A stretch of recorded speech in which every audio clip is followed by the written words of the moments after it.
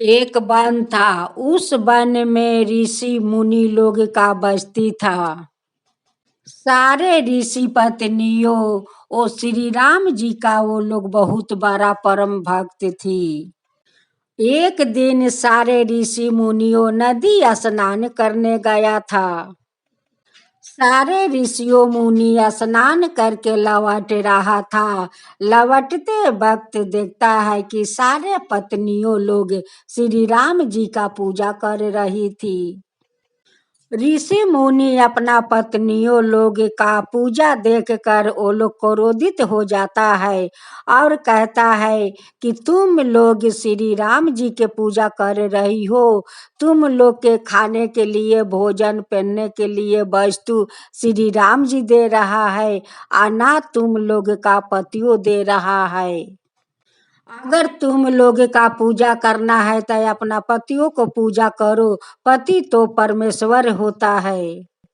ऋषि मुनियों अपना पत्नियों को श्री राम जी का पूजा नहीं करने देते हैं। जब सारे ऋषि मुनि नदी स्नान करके आते हैं तो उनकी पत्नियों लोग फूल लेकर वो लोग के चरण पर देती है और पूजा करती है। अपना पत्नियों को पूजा करते हुए देखकर ऋषि मुनि बहुत खुश रहते हैं। ऋषि मुनि अपना पत्नियों को धमकाता है कि देखो, अगर तुम लोग श्री राम जी का पूजा किया तो तुम लोग का बहुत बड़ा दंड भोगना पड़ेगा। एक दिन की बात है, ऋषि पत्नी अपना पतियों को बात ना मानकर श्री राम जी का पूजा कर रही थी। ऋषि मुनि क्रोध में आकर अपना पत्नियों को चाबुक से मारने लगा। वो जितना बार चाबुक मारता था उतना बार वो ऋषि पत्नी मन ही मन श्री राम जी को नाम ले रही थी। श्री राम जी देखते हैं कि मेरे भक्त मेरे पूजा के कारण वो इतना दर्द सह रही है। सारे चाबुक का मार श्री राम जी अपना शरीर पर ले रहा था। जब माँ सीता आकर देखती है कि श्री राम जी के शरीर पर इतना सारा चाबुक के छाप है, वो कहती है कि प्रभु, आपका शरीर पर इतना सारा चाबुक के छाप कहाँ से पारा। श्री राम जी कहते हैं कि सीते देखो, मेरे भक्त मेरे पूजा के कारण इतना दर्द सह रही है, मैं उसे कैसे दर्द सहने देती। उनकी दर्द मैं ले लेता था। ओ ऋषि मुनि, मारते मारते मेरे भक्त को वो थक जाएगा, लेकिन मेरे भक्त को शरीर पर चाबुक का एक भी निशान नहीं पड़ेगा। उसी बस्ती में एक ऋषि पत्नी बहुत सुंदर थी, देखने में बहुत सुंदर थी। सुंदरता का कारण उनकी पति किसी से बात नहीं करने देता। वो ऋषि मुनि हमेशा अपना पत्नी का कहता रहता कि देखो, तुम किसी से बात नहीं कर सकती हो, कोई पुरुष से बात नहीं कर सकती हो। उसी बस्ती का एक ऋषि मुनि अपना बहन मानता था और वो अपना भाई मानती थी। सभी ऋषि मुनियों नदी स्नान करने गए थे और जो अपना भाई मानती थी वो ऋषि मुनि कहीं काम के लिए बाहर गए हुए थे। जैसे सभी ऋषि मुनि स्नान करके लौट रहा था, वैसे ही वो ऋषि मुनि आता है और कहता है कि बहन, ऋषि भाई स्नान करने गया है। यही बात भाई अपना बहन से पूछ रहा था। वैसे उनकी पति देख लेता है और कहता है कि जब मैं नदी स्नान करने चला जाता हूँ तो तुम गैर मर्द से तुम बात करती हो। तुम्हें मैं कितना समझाया कि तुम गैर मर्द से बात नहीं कर सकती हो। एक बहन अपना भाई से बात करती है और वही बात वो बहन का श्राप बन जाता है। गुस्से में ऋषि मुनि आकर अपना कमंडल से जल लेता है, हाथ में लेकर उनकी शरीर पर फेंक देता है और कहता है कि तुम आज से हरिण बन कर तुम रहोगी, और वो जो गाछ दिखता है वही गाछ का भीरी तुम अकेले रहोगी। एक पति अपना पति को शराप देकर हरिण बना देता है। वो बेचारिन हरिण वही गाछ के भीरी अकेला रहती है। एक दिन की बात है, एक राजा का महल में बहुत बड़ा भोज था। वो जितना साधु महात्मा था सभी का इनवाइट हुआ था भोज खाने के लिए। अब तो सारे ऋषि मुनि, सारे साधु संत, सब लोग राजा का दरबार में भोज खाने जाएंगे।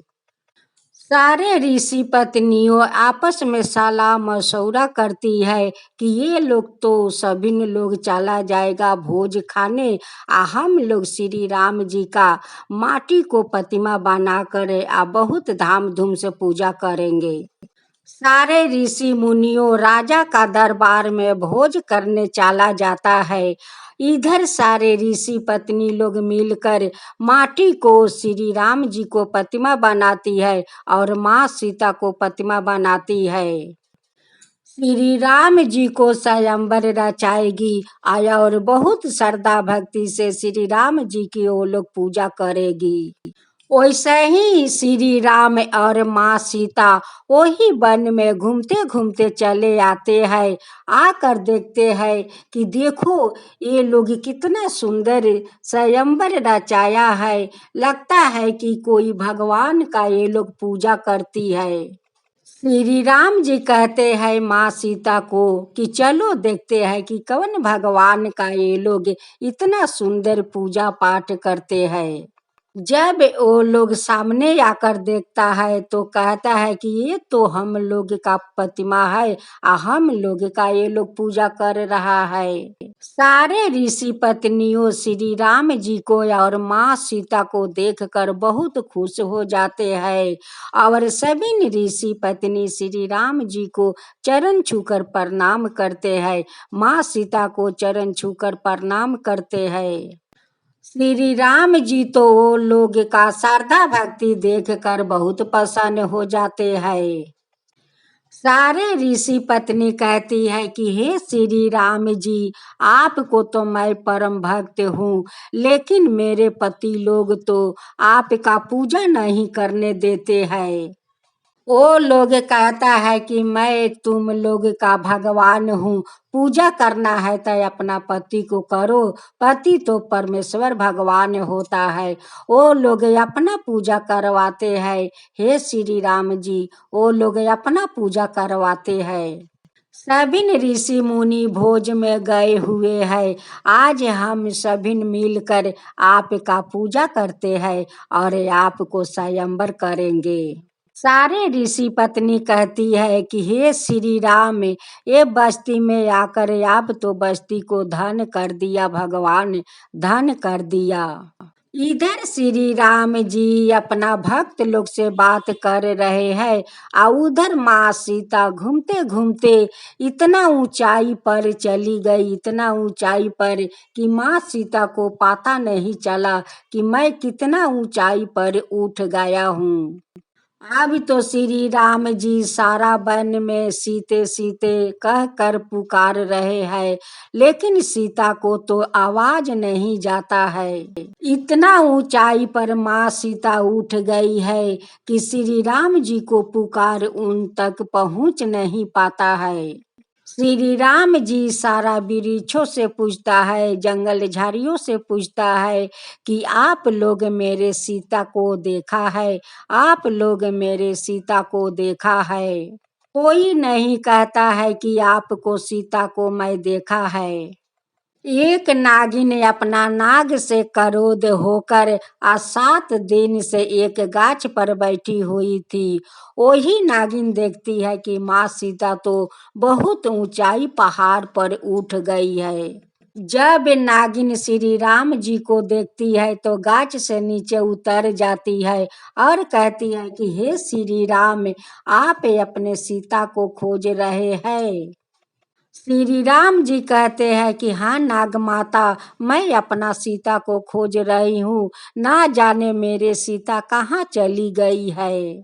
नाग माता कहती है कि हे श्री राम, मैं सीता को देखा हूँ, सीता तो यही पहाड़ी ऊंचाई पर जा रही थी। श्री राम जी कहते हैं कि हे नाग माता, आप मुझे सीता तक पहुंचा सकती हो। नागिन कहती है कि हाँ श्री राम, मैं जरूर पहुंचा सकती हूँ, चलिए मेरे पीछे पीछे आइए। नागिन आगे आगे जाती है या पीछे से श्री राम जाते हैं। जहाँ माँ सीता बैठी हुई थी वहीं पर नागिन श्री राम जी को लेकर जाती है। श्री राम जी सीता से कहते हैं कि सीते, आप इतना ऊंचाई पर आकर बैठी हो, मैं तो सारा वन तुम्हें खोज डाली, कहीं तुम्हें पाता नहीं है, कब से तुम्हें पुकार रही हूँ, ये सीते ये सीते, लेकिन हमारा आवाज तो तुम तक पहुँच नहीं पाता है। माँ सीता कहती है कि प्रभु, आपकी संसार कितना सुंदर है कि संसार देखते देखते मैं जे इतना ऊंचाई पर उठ गया, मुझे तो पता नहीं चला प्रभु, पता नहीं चला। आपको संसार कितना सुंदर है प्रभु, कितना सुंदर है आपको संसार।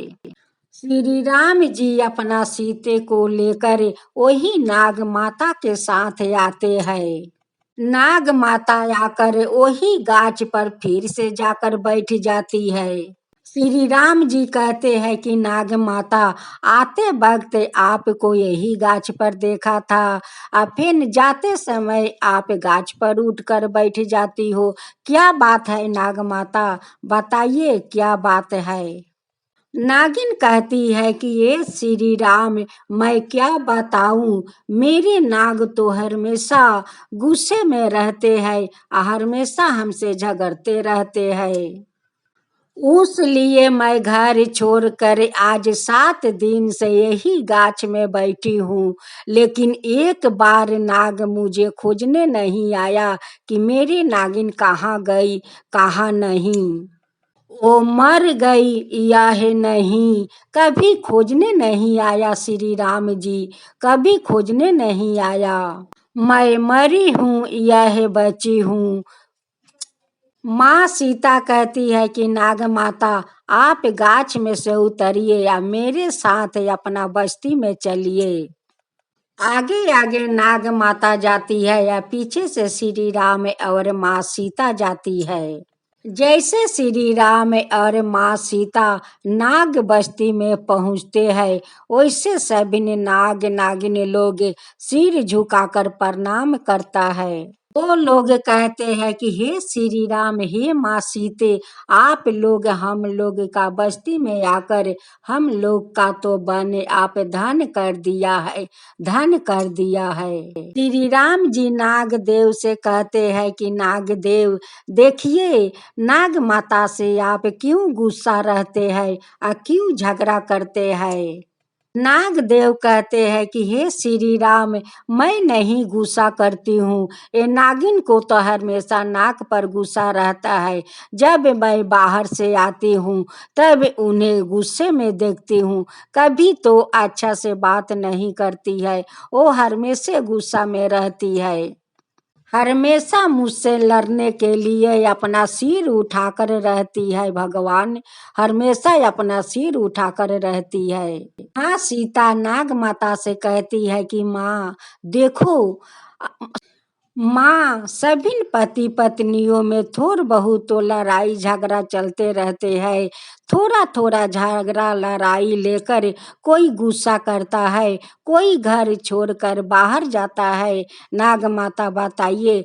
श्री राम जी कहते हैं कि हे नाग देवता, मैं हाथ जोड़कर आपको अर्चना करती हूँ कि आप लोग मिलजुल कर रहिए, आप लोग झगड़ा लड़ाई मत कीजिए, आप लोग मिलजुल कर रहिए। श्री राम और माँ सीता सभी नाग नागिनों को मिलवा देते हैं और सभी को एक काठा कर देते हैं। सभिन को मिल करवा कर वहां से चल देते हैं। सब नाग देवता लोग श्री राम जी को रास्ते तक छोड़ने के लिए आते हैं। श्री राम जी और माँ सीता आते आते उसी हरिण के पास आते हैं और माँ सीता कहती है कि प्रभु देखिए तो कितना सुंदर ये हरिण है। ऐसा हरिण तो मैं कभी नहीं देखा था और नहीं कभी देखा है। और इनकी आंख में इतना आंसू क्यों है प्रभु, क्यों है? श्री राम जी कहते हैं कि सीते जाते समय हरिण को मैं यही गाछ के भीरी देखा था, आते समय भी हरिण को यही गाछ तर मैं देखती हूँ। ये हरिण का क्या कारण है या क्यों अकेले ये गाछ के भीरी रहती है? सारे हरिण तो झुंड बांध कर जंगल झरिया खाती है, ये तो अकेले अकेले यही गाछ के भीरी रहती है। माँ सीता ये के ऋषि पत्नी से पूछती है कि माता वो हरिण क्यों अकेले गाछ के भीड़ी रहती है माता? ऋषि पत्नी कहती है कि हे सीता माता, उनकर तो एक दुख भरा कहानी है। हम लोग का बस्ती में वो सबसे सुंदर थी और उनकी पति किसी से बात नहीं करने देते। उनकर पति को तो मन में बहुत संदेह था। हर दम अपना पत्नी को लेकर वो डरता था कि कोई हमारा पत्नी को लेकर ना भाग जाए, क्योंकि हमारा पत्नी तो सबसे सुंदर है। मेरे पति उन्हें अपना बहिन मानते हैं और वो अपना भाई मानती है। एक दिन की बात है कि मेरे पति कहीं गए हुए थे और सारे ऋषि पति लोग नदी स्नान करने गया था। लौटते समय देखता है अपना भाई से वो बात कर रही थी, वही बात उनकर शराप बन गया। और इसी सोचा नहीं समझा नहीं, अपना कमंडल से जल लेते हुए उनकी शरीर पर फेंक देता है और शराप दे देता है कि जाओ आज से तुम हरिण बनकर वही गाछ के भीरी रहना। तब से आज तक वो बेचारी वही गाछ के भीरी हरिण बनकर रहती है। उनकी आंखें से तो कभी आंसू नहीं सूखता है, उनकी आंख से आंसू हमेशा बहता रहता है। यही उनकी कहानी है माता, यही उनकी कहानी है श्री राम। ये सब बातें सुनकर तो माँ सीता क्रोधित हो जाती है और ऋषि बस्ती में जाकर कहती है कि कोई ऋषि पत्नी एक संतान को जन्म देगी, दो संतान को जन्म कभी नहीं देगी। यह तो लड़का नहीं तो लड़की एक ही कोई को जन्म देगी। ना दुनिया में लड़का लड़की आएगा और ना भाई बहन का रिश्ता बनेगा। अगर लड़की हुई तो मैं उसे जीने नहीं दूंगी।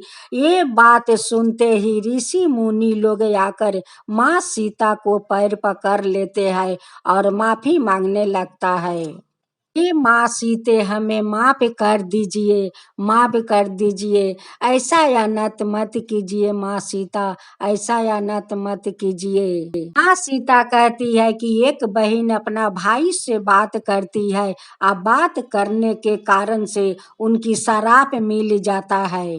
यही शराप देने के लिए आप लोग लड़की को जन्म देंगे। उनकी पति आकर माँ सीता को पैर पकड़ लेते हैं और कहते हैं कि माता मुझे माफ कर दीजिए, माता मुझे माफ कर दीजिए, मैं अपना शराप वापस लेती हूँ माता। ऋषि मुनि तो अपना शराप वापस ले लिया और कहने लगा कि माता ऐसा अनर्थ अब कभी नहीं होगा, माता ऐसे अनर्थ अब कभी नहीं होगा। सारे ऋषि पत्नी लोग कहती है कि हे श्री राम जी, देखिए मेरे पति तो आपको पूजा नहीं करने देते हैं और कहते हैं कि नहीं मैं भी तुम लोग का भगवान हूँ और मेरा पूजा तुम लोग करना। पति परमेश्वर होता है, अपना पति को पूजा करना चाहिए। राम जी कहते हैं कि आप लोग तो ऋषि मुनि नहीं है, ऋषि मुनि तो श्री राम जी के भक्त होते हैं, आप लोग तो मेरा भक्त हो नहीं सकते हैं। जो पति भगवान बनकर अपना पत्नी से पूजा करवाता है, वो कभी श्री राम जी को भक्त नहीं हो सकता है। सभी ऋषि मुनि लोग श्री राम जी से माफी मांगने लगा कि हे श्री राम, हमें माफ कर दीजिए, हमें माफ कर दीजिए, हम लोग का बुद्धि भ्रष्ट हो गया था भगवान, हम लोग का बुद्धि भ्रष्ट हो गया था। आज से हम सब लोग मिलकर आपको धाम धूम से पूजा करेंगे, हे श्री राम जी, आपको धाम धूम से पूजा करेंगे। हे श्री राम, जैसे आप नाग माता को जोड़ी मिलवा दिया, वैसे सब कोई का जोड़ी मिलवा दीजिए हे श्री राम। हे श्री राम, जैसे वो पत्नी का शराप से मुक्त करवा दिया, वैसे ही सब कोई पर कृपा कीजिए, सब कोई पर कृपा कीजिए। जो आपका कथा कहता है, जो सुनता है, जो हुकारी पड़ता है, उन सब लोग पर कृपा कीजिए, उन सब लोग पर कृपा कीजिए। हे श्री राम, हे सीता माँ, सबके ऊपर कृपा कीजिए। जय श्री राम, जय श्री राम, जय श्री राम, जय श्री राम।